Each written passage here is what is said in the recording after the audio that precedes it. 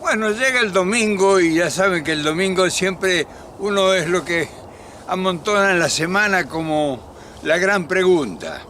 Y el domingo es para hacérsela, porque hay más gente que descansa y que tiene posibilidad de ver un video. Y entonces, un frío bárbaro hace hoy acá, 0 grados. Entonces el domingo tenemos que hablar de algo que es un tema muy importante, que generalmente muy pocos lo tocan, porque no es un problema cotidiano, es un problemón. Y yo no sé cuánto tiempo ustedes hace que no escuchan hablar de que quién paga las guerras, porque la guerra o las guerras son el más grande negocio desde la antigüedad. O sea, nada se gana tanto con una guerra ganada y nada se pierde tanto como una guerra perdida. ¿Y quién paga siempre las guerras? ¿Los gobiernos? No, las guerras las pagan los pueblos a lo largo de toda la historia. Y ahora lo moderno, pues, por ejemplo, este país en este momento está manteniendo 2 guerras. O sea, una en Ucrania con Rusia es una guerra y la otra guerra en Medio Oriente. Y la estamos pagando nosotros. ¿Cómo? La estamos pagando nosotros. Esa guerra de Ucrania y Rusia aumentó todos los artículos aquí, todos, sin excepción, promedio 30%. Algunos 100%. Por ejemplo, la nafta, la gasolina, los combustibles, el 100%. La electricidad, pues, ahí se lleva. Pero después lo demás ha subido todo y te digo los artículos de alimentación, de primera necesidad, y la ropa ha aumentado exponencialmente. ¿Debido a qué? Y gastos de guerra, hay que pagar la guerra. Un tema hermosísimo, porque es un tema que nos afecta directamente a todos, porque para decir en Sudamérica o en México nosotros estamos en guerra, estamos del frente de batalla miles de kilómetros. Sin embargo, los costos de lo que te toca continuar viviendo, pues es un pago que alguien se lo está haciendo. Un tema bastante curioso, interesante, provocador, porque es un tema que lo trata mucha gente. Sería bueno que lo trataran para que lo analizaran, pero claro, como los medios de comunicación masiva, que son los que realmente llevarían la noticia, pues son de los que están haciendo la guerra, entonces no van a comentar las falencias. Y por supuesto esos intereses creados son los que generan el negocio. Entonces esos negocios, por ejemplo, una guerra, si termina en una invasión, o sea, vence al enemigo, imagínense la riqueza que pasa a posesión del ganador de la guerra. ¿Qué negocio mejor virtuoso que un negocio de una ocupación de un territorio, de un país, por ejemplo, que tenga riquezas petroleras, riquezas gasíferas, riquezas mineras, comercio, flota mercante, flota aérea, en fin, trigos, los cereales o en el caso de que son países agrícolas o ganaderos, como es Ucrania. Ucrania es un país agrícola de excelencia. Imagínense que invadir Ucrania, el negocio que significaría con toda su riqueza, su tecnología, su ciencia. Entonces, ¿qué mejor negocio que ese? Pero claro, ¿quién habla de las consecuencias? O sea, la gran pobreza que se ha generado en el mundo en lugares que realmente no tienen por qué pagar el costo de una guerra, porque indirectamente la pagamos sí o sí. Ahora imagínense, por ejemplo, cuando hacían una revolución, que toman el poder a través de la democracia y las políticas, porque también esa es una forma de guerra. Son guerras distintas, más sofisticadas, más románticas, pero se quedan con el poder y al quedarse con el poder pues disponen de todo el dominio absoluto de su economía, de su producción, de su riqueza, de su banca, en fin, de su ciencia, de su tecnología, de sus recursos naturales. O sea, una revolución que uno dice, pero vinieron para traer la democracia. Venga, la democracia, ese es el argumento. O sea, hay que averiguar las cosas primero. Y entonces ahí viene la pregunta, ¿y quién lo averigua? ¿Has oído que alguien averigüe esto y lo explique en esta forma, así desde el pueblo? Que diga, mirá, escuchame, a nosotros nos han hecho un montón de revoluciones, nos han dado un golpe mortal a través de comprar 4 o 5 generales y, en fin, y después le hacen firmar lo que sea. Y la Argentina, por ejemplo, no te quiero decir, te puedo hablar de todos los países sin excepción, que han hecho revoluciones o grandes transformaciones, pero no las ha hecho el pueblo, como por ejemplo lo están haciendo en México. Por eso hay tanta resistencia a López Obrador, porque López Obrador les ha descubierto el secreto de la podredumbre, de la corrupción, que mediante la política, pues México se ha prestado, porque ha sido un campo fértil para la aventura. De otra forma, no ha habido golpes militares, pero estuvo sometido durante 100 años México al poder financiero mundial. Entonces, todo el continente y todos nosotros no hemos tenido prácticamente guerras internacionales. ¿Qué vamos a tener guerra nosotros? Pero sin embargo nos venden armamento. O sea, nosotros nos venden armamento y nos armamos hasta los dientes para pelear con otros pobres diablos que son más pobres que nosotros. ¿Cuánto tiempo intentaron hacernos pelear con Chile y con Brasil? ¿Y por qué? Porque ahí estaba un gran negocio. Imagínense, cualquiera de los dos que ganaba la guerra, pues se quedaba con el país. Entonces, nosotros que ya tenemos experiencia y que desde el pueblo vemos que dice, bueno, por si tanta desgracia, ¿por qué? Tanta pobreza en un país enormemente rico, ¿cómo es inexplicable esto? Y claro, no te lo explican. Imagínate que te van a explicar desde los medios de comunicación masiva, que son instrumentos para lavarte la cabeza, cómo te hacen la trampa. Es lo mismo que un mago se presentara en un escenario y diga, bueno, yo voy a hacer un montón de trucos, pero primero, cada truco que voy a hacer, le voy a explicar el secreto.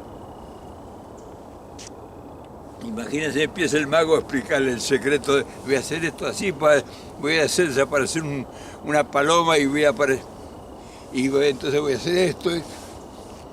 No iría nadie a ver a ese mago, ¿no? Entonces esto es lo mismo. Ahora bien, ¿hay algún recurso para enfrentar esa realidad que es la madre de todas las desgracias, la madre de todas las pobrezas, de todas las marginaciones, de todos los resentimientos? Y ellos mismos inventan el comunismo, o sea, la rebelión, la que se resiste frente... ¿Por qué tienen que darle un contenido? O sea, hay que darle se monta un escenario y entonces viene la rebelión. O sea, el pueblo se arma y hace la resistencia. Y ellos financian incluso a los líderes políticos, a los que hacen la resistencia. De algún lado les llega el dinero, o se dejan robar, o se dejan secuestrar, y le dan millones de dólares que maneja esa guerrilla o esa resistencia. Y entonces ese pretexto para mantener la lucha armada, se quedan con todo el país. Ahí tienes Colombia.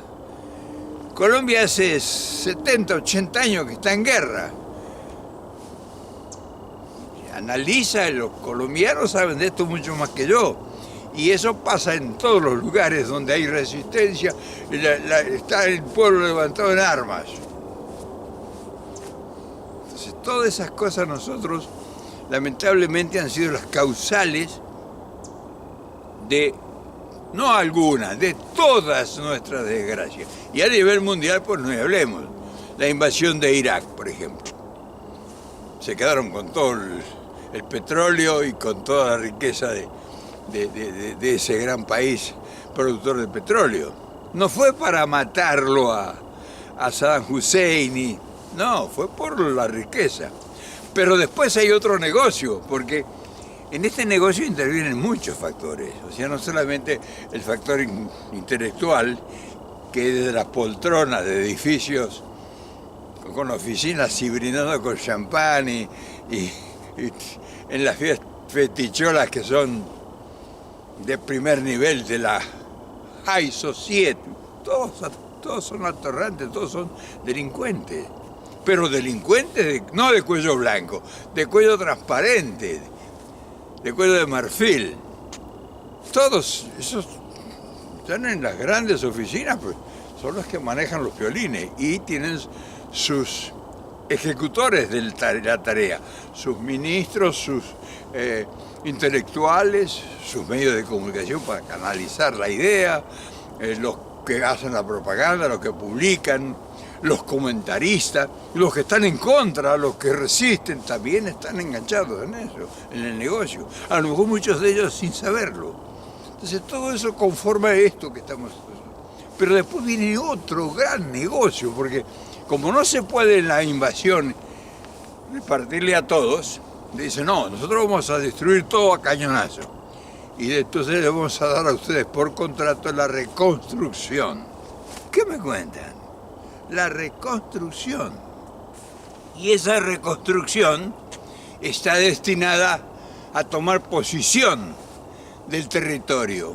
Se construyen lo que para ellos va a ser su base de sustento, sus bases militares, sus bases operativas económicas, va a ser la conquista de la gente que formaba la sociedad, a la sociedad que les funcionaba, a ellos no la van a matar ni la van a encarcelar.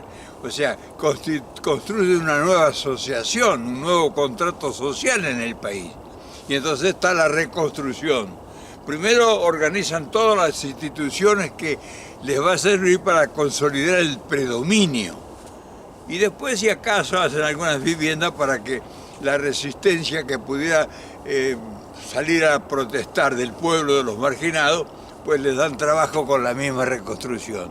O sea, le destruyen primero todo y después les crean fuentes de trabajo esclavo para que estén tranquilos porque maicean, o sea, controlan a algunos líderes importantes y los que se resisten mucho, pues, total, están en guerra.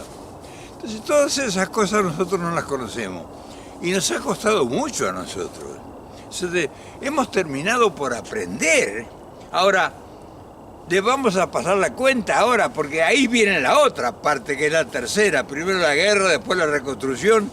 Y nosotros, que estamos a 10, 20 mil kilómetros del campo de batalla y que pagamos el costo, porque estamos pagando, por ejemplo, ahora nosotros todos, incluso acá en Norteamérica, el pueblo acá está pagando la guerra que están llevando. O sea, esos 40 mil millones de dólares, que serían más ya, que le dieron a Ucrania a sola firma, ¿de dónde salieron? ¿Quién los paga eso? Y estamos pagándolo todos nosotros. Todas las cosas, todos los artículos tienen 25-30% de aumento. ¿Y eso qué es? Costo de guerra. ¿Y a quién le reclamamos? Entonces, ¿cuál es la parte nuestra ahora? ¿Cuál es el beneficio nuestro de las guerras? Y seguir esto intensamente, eternamente, con esta misma situación que viene desde tiempos inmemoriales. O sea, no es que esto sea ahora moderno. Esto lo hacían los poderes feudales hace 1000 años atrás también. Y aquí es cuando seguramente nace tu inquietud, tu duda, tu incertidumbre, tu ganas de preguntar. Entonces nosotros perdemos siempre. ¿Cómo? Sí, entonces nosotros estamos destinados a perder siempre. ¿Y qué te parece? Fíjate cómo está el mundo. Yo te mostré hace unos días los montones de oro acumulado. ¿Tú crees que lo ganaron trabajando los dueños de eso? ¿Quién serán? Posiblemente los que acumularon todo ese oro ya se fueron de paseo. Pero ¿de quién es ese oro?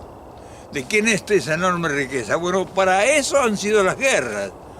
Esa guerra no se gana, esos toneladas, miles de toneladas de oro que hay amontonado en determinados lugares, no fueron producto del trabajo y de la industria y del sacrificio de todos los pueblos. Fueron producto de grandes rapiñas, de grandes negocios de guerra, de destrucción masiva, de millones de muertos. Millones de muertos están detrás de esos pilones de oro amontonados. ¿Te das cuenta que esta es una tortura al mundo si lo analizas? Y me dirás, pero venís a tirar cada vez peor pálida, cada vez, en vez de presentar una alternativa de esperanza y de alegría, hablas de destrucción y de maledicencia pues, acumulada por siglos. ¿Y querés que te mienta? Yo no tengo una gran cultura como para decirte que no, que está muy bien eso, y lo justifico, y me parece que está muy bien que tengan toneladas, millones de toneladas de oro amontonadas y que se jodan y que se caguen de hambre los pueblos en todas las partes del mundo. Pero la realidad, si vas a preguntarle a Dios, porque alguien dice, bueno, no hay un Dios acá, que sí hay un Dios, pero se le ha ido de las manos la realidad a Dios. Te digo de verdad, se le ha ido de las manos. O a lo mejor este será un tránsito que tenemos que pasar eso y que estas cosas que se dan es lo que nosotros tenemos que venir a soportar acá. Y puede ser también, porque es la única explicación que hay. O sea, no hay otra explicación de que haya que hacer una guerra y destruir a medio país o a un país entero para apoderarse de su riqueza. ¿Qué explicación humana? ¿Dónde está el humanismo? ¿Dónde están los derechos humanos? ¿Dónde están todos los cacareados de las Naciones Unidas y de la unidad y de la confederación no sé cuánto? Mentira, es todo mentira. ¿Y cómo nos insertamos ahí? Lo que estamos haciendo. Buscando retazos, islas de posibilidades y tratando de hacer lo más posible, pero soluciones y jugarse la vida por un ideal y matarse y le vamos a poner de rodillas, eso no funcionó nunca. Siempre que hubo resistencia, siempre perdieron los que resistieron. Y si ganaron, cuando ganaron, se convirtieron en lo que eran los otros, porque los invadieron a ellos después. O sea, ganó una rebelión. La Revolución Mexicana ganó una rebelión del pueblo. ¿Y en qué terminó la Revolución Mexicana? En el PRI. O sea, tenemos que ser honestos y preguntar, o sea, que yo me meto en México, no, eso no me interesa a mí. Yo no estoy evaluando cosas ni intercediendo en nada, sino que te hablo lo que la historia nos dio. Tuvo que venir un hombre como López Obrador para poder rescatarle de las manos de los postrevolucionarios algo para darle al pueblo. Y es lo que está haciendo el milagro este hombre. Por eso es un milagro lo que está haciendo López Obrador. López Obrador está haciendo un milagro porque le está sacando de las manos la riqueza, mala vida de cientos de años de explotar y humillar a ese pueblo desde el tiempo de la conquista. No cambió nada. Entonces, nosotros tenemos que tener la capacidad de analizar y rebelarnos en la medida de que nuestra rebelión sea una rebelión consensuada con el poder. No ir de tontos a enfrentar el poder, sino tratar de, como vengo diciendo, asociarnos con el poder de alguna manera para que no nos pisoteen tanto. Pero estamos en guerra y estamos pagando guerras que nosotros no tenemos nada que ver en eso. Absolutamente nada. En fin, hoy domingo era necesario, yo tenía ganas de decirte esto, tenía ganas de decirte estas cosas porque a lo mejor yo estoy equivocado también. ¿Quién te dice que yo todo lo que te he dicho ahora lo puedas rebatir fácilmente y que digas, no, este viejo es un charlatán, está delirando, pobre viejo? está delirando en su inconsciencia, la ancianidad le pegó a este pobre diablo y como no tiene nada que hacer, está ahí gritando y desgañitándose en el bosque porque se entretiene el pobre viejo este. Quizás sea eso también, ¿quién te dice? Que yo, pues, por mi ancianidad no me doy cuenta de la realidad. A lo mejor tú ves la realidad desde otro punto de vista. Sería bueno, ¿no?, que lo pudieras explicar. Mientras tanto, pues, empezamos mañana la semana que viene pesada. Sobre todo en Argentina, con el Milei este. Ni te quiero ni siquiera imaginar. Pero bueno, México sigue en bonanza. Y ahí está trabajando mucho, más que la política, la inteligencia. Y eso es admirable, porque cuando se muestra la inteligencia de manera sublime, humanísticamente hablando, pues estamos hablando de gente que está en la dirección o en la conducción de un proyecto político con mucha elevación y con mucha iluminación. Divina, y pudiera ser divina, ¿cómo que no? También existe lo humano y lo divino, pero sobre todo lo divino se manifiesta en el humanismo. Y ahí están las muestras cabales de que sí, ahí se habla y se procede con humanismo. Pero bueno, ya terminamos, me voy porque me están esperando para hacer un video desde Guadalajara sobre los paisajes. Así que te mando, ya iba a salir, búscalo, no sé dónde. Así que mañana empieza la semana y esperemos que tengamos mejor inspiración y con más posibilidades concretas de que nos ayuden algo a nosotros. Y eso no es fácil. Te mando un gran abrazo. Mientras tanto, ¿no?